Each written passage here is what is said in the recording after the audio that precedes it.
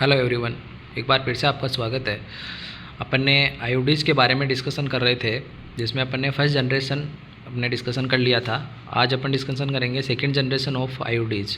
इसके अंदर second generation of आईओडीज़ के अंदर मैंने आपको पहले बताया था कि ये बायोएक्टिव होती है और ये केमिकल ट्रीटमेंट इसमें प्रेजेंट होता है, इसमें कॉपर और मेटेलिक जिसमें मेटल प्रेजेंट होता है और मेडिकेटेड जिसमें आयन और हार्मोन रिलीज करता है।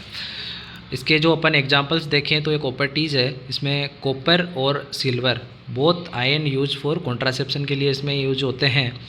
इसकी साइज होती है ए बी सी डी। जो ए होती है वो सबसे स्मॉलेस्ट होती है और डी होती है वो लार्जेस्ट होती है और इसकी जो शेप होती है वो टी शेप की होती है। फिर इसके अंदर नंबर्स लगे होते हैं, जैसे copper T 380, copper T 200, copper T 7, copper T 20। इसी तरह जो ये नंबर्स है ये क्या रिप्रेजेंट करते हैं, पर square mm surface area of copper wire. इन जो कॉपर का वायर है उसके अंदर जो एमएम स्क्वायर जो सरफेस एरिया है कॉपर का वो ये इंडिकेट करते हैं। जैसे कि अपन एग्जांपल देखते हैं, कॉपर टी 380A, जिसमें कॉपर टी का मतलब इसकी शेप है और 380 जो सरफेस एरिया जिसमें जो पर स्क्वायर सरफेस एरिया हो कॉपर वायर जो ए का मतलब ये साइज, ए का मतलब हो गया स्मॉलेस्ट साइज की है। अब ये एक्शन क्या करते हैं, कॉपर और सिल्वर जो को है वो बहुत एक्ट एज ए स्पर्मिसाइडल, किल करते हैं स्पर्म को। ठीक है, अब इसके एग्जांपल देखते हैं अपन। कॉपर T7 जो 1 ईयर के लिए काम आता है, कॉपर T20B जो 4 ईयर के लिए काम आते हैं, ये ओल्ड वाले हैं। और न्यू के अंदर अपन देखें तो कॉपर T220 जो कि 4 साल के लिए काम आते हैं, और कॉपर T380A जिसको अपन फ्रीडम 10 के नाम से जानते हैं, और इसमें है नोवा टी फ्रीडम 5 के नाम से जानते हैं। इसके अंदर जो नोवा टी है इसके अंदर फर्स्ट टाइम सिल्वर कोर का यूज किया था। ठीक है, ये ध्यान रखना आप। नोवा टी में सबसे पहले सिल्वर कोर का यूज किसमें किया था, नोवा टी के अंदर किया था, और इसको किसके नाम से जानते हैं, फ्रीडम 5 के नाम से जानते हैं। और कॉपर T380A फ्रीडम 10, इसका भी हर एग्जाम में क्वेश्चन आता है, तो इसको भी ध्यान में रखना। फिर है multi loaded device, multi loaded copper T250 3 साल के लिए, मल्टी लोडेड कॉपर T345 5 साल के लिए काम करती है। फिर है multi loaded device has less expansion rate और लो फेलियर रेट। जो मल्टी लोडेड जो डिवाइस होते हैं वो उसका लेस तो एक्सपल्सन रेट है और लो फेलियर रेट है। अब अपन नेक्स्ट डिस्कशन करते हैं थर्ड जनरेशन ऑफ आईओडीज़ के बारे में, जो कि हार्मोनल है।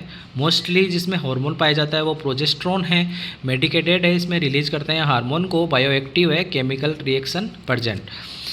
जिसका एग्जांपल है प्रोजेस्टासर्ट, जो कि फर्स्ट हार्मोनल आईओडी है प्रोजेस्टासर्ट, जिसमें अपने पाया जाता है 38 mg प्रोजेस्टेरोन, और ये रिलीज करता है 65 माइक्रोग्राम पर डे के हिसाब से ये प्रोजेस्टेरोन को रिलीज करता है, और इसको 1 साल के लिए काम में लेते हैं। फिर नेक्स्ट है LNG-20, इसको मिरेना के नाम से जानते हैं। इसमें 52 mg लीवोनोर्जेस्ट्रोल पाया जाता है, जो कि रिलीज करता है 20 माइक्रोग्राम पर डे के हिसाब से, और इसकी जो ड्यूरेशन है वो है 5 ईयर, जिसको अपन LNG-20 उसको मिरेना के नाम से भी जानते हैं। अब इसके जो अपन साइड इफ़ेक्ट्स के बारे में बात करते हैं, इंसर्शन के टाइम इसके क्या क्या साइड इफ़ेक्ट्स हो सकते हैं, जिसमें फर्स्ट है ब्लीडिंग। ये फर्स्ट साइड इफ़ेक्ट है इंसर्शन के समय, और इसका अपन मैनेजमेंट करेंगे। रीश्योर करना है फीमेल को कि इसको अपने को आईओडी को रिमूव नहीं करना है। और फिर इसके साथ अपन इसको फीमेल को देंगे ferrous sulphate 20 mg for 1 to 2 month के लिए। अगर फिर भी ब्लीडिंग कंटिन्यू है, परसिस्टेंट है, तो अपन क्या करेंगे, आईओडी को रिमूव करेंगे। फिर इसका जो दूसरा साइड इफ़ेक्ट है पेन, ये second most common side effect है।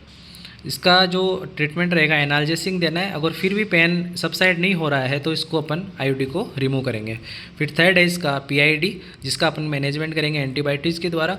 और फिर है यूटेराइन परफोरेशन या रप्चर। ये यूटेराइन परफोरेशन और रप्चर है वो किसके कारण हो सकता है, जैसे कि जो अनट्रेंड हेल्थ केयर प्रोवाइडर है उसके कारण ये यूटेराइन परफोरेशन हो सकता है। फिर नेक्स्ट है एक्टोपिक प्रेगनेंसी, और फिर जैसे कि अपने इम्पोर्टेंट पॉइंट है IOD are not related to cancer, और IOD not contraindicated in cardiac disease में ये कॉन्ट्राइंडिकेटेड नहीं है। फिर अपने side effect of IOD removal के साइड इफ़ेक्ट्स के बारे में बात करते हैं। तो फर्स्ट इसका साइड है रिमूवल का फर्स्ट साइड इफ़ेक्ट पेन, और सेकंड है ब्लीडिंग। और इसमें अपन बात करते हैं आइडियल फीमेल फॉर आईयूडी के लिए कौन कौन सी है।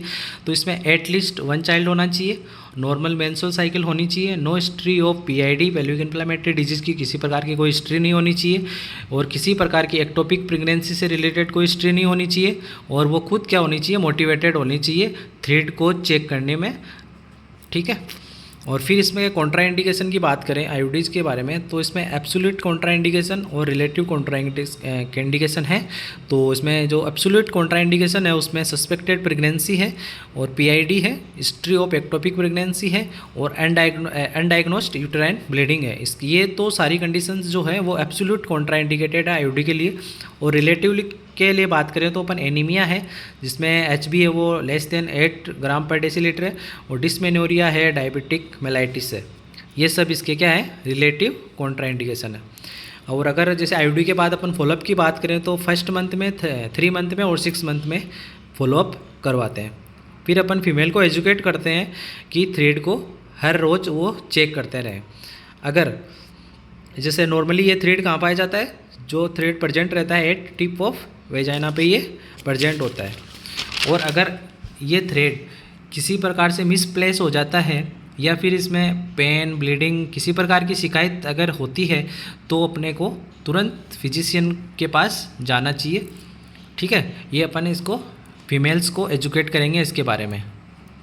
अब अपन बेस्ट टाइम आईयूडी इंसर्शन का देखते हैं, तो इसमें during bleeding phase within 10 days of menstrual cycle, और पोस्टपार्टम आईयूडी में insertion from delivery to discharge करते हैं हॉस्पिटल से उससे के बीच में।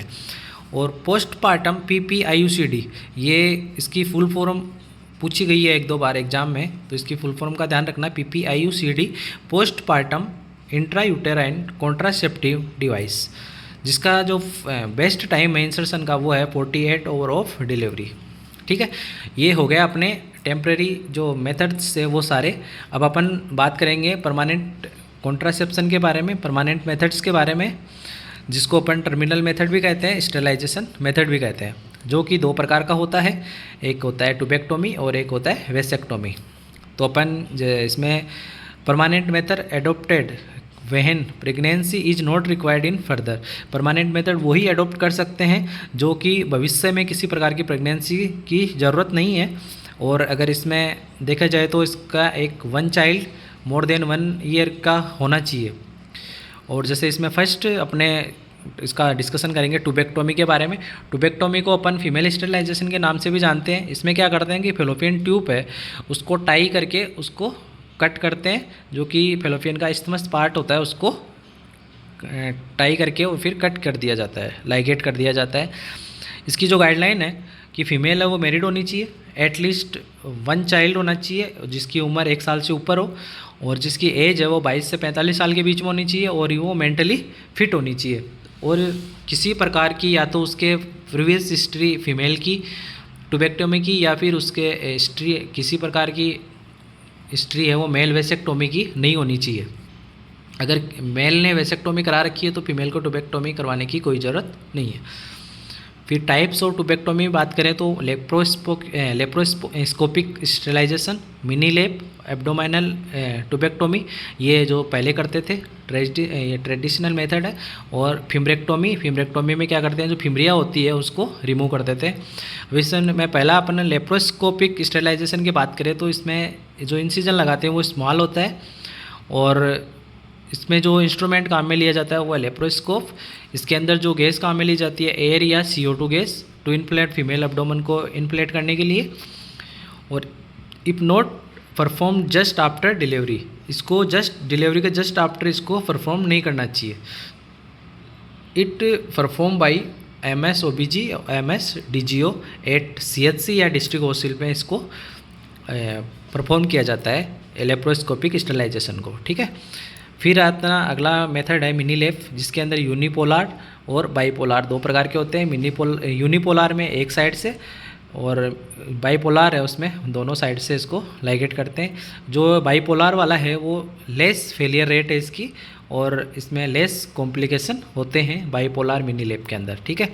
इसके अंदर अपन फीमेल को एजुकेट करेंगे for avoid sexual intercourse for 21 days after sterilisation या टुबेक्टोमी के बाद में 21 दिन तक आपको किसी प्रकार का सेक्सुअल एक्टिविटी नहीं करनी है। फिर अपन नेक्स्ट दूसरा अपना मेथड है वेसेक्टोमी, जिसको अपन मेल स्टेलाइजेशन के नाम से भी जानते हैं। और इसमें अपन क्या करते हैं, वेसेक्टोमी में वोस्ट डिफरेंस है उसको कट करके रिमूव करते हैं। इसमें NSV नॉन स्काल्पेल वेसेक्टोमी जो कि 1992 में आया, इसमें किसी प्रकार का इंसिजन की ज़रूरत नहीं है। इस वेसेक्टोमी में 1 centimetre piece of vas deferens cut and both end ligate और सेपरेट कर सकते हैं। इसमें जो एक इंस्ट्रूमेंट काम में ले जाता है उसको सर्जिकल हुक के नाम से जानते हैं। फिर नेक्स्ट है अपने को इसमें वेसेक्टोमी के बाद में अपने को मेल को एजुकेट करना है for use another contraceptive method for 3 month या 80 इजेकुलेशन तक आपको किसी दूसरे प्रकार का कॉन्ट्रासेप्शन मेथड यूज में लेना है।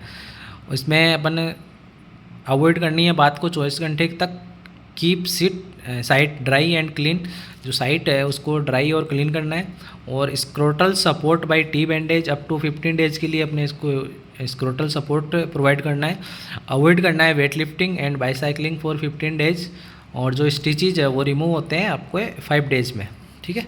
और अगर ये फेलियर ऑफ वेसेक्टोमी प्रोसीजर, ये वेसेक्टोमी प्रोसीजर है उसका फेलियर कब देखा जाता है, इसके अंदर क्या होता है कि miss identification of voice difference के कारण ये इसका फेलियर रेट प्रदर्शित हो सकती है, फेलियर हो सकता है वेसेक्टोमी प्रोसीजर, ठीक है। सर्जरी के दौरान जो वॉइस डिफरेंस है उसको मिस आइडेंटिफाई कर ले तो उसके कारण।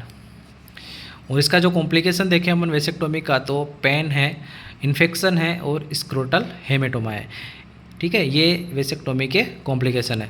तो अपन ने कॉन्ट्रासेप्शन के बारे में अपने पूरी डिटेल से स्टडी कर ली है। ये आपका टोटल कॉन्ट्रासेप्शन के बारे में था। आप इसके क्वेश्चंस को सोल्व करना, बहुत ही अच्छा टॉपिक है। इससे आपको एग्ज़ाम में 2-3 क्वेश्चन आराम से इसको में से मिल जाएगा। बहुत ही इम्पोर्टेंट टॉपिक है, ठीक है। Thank you.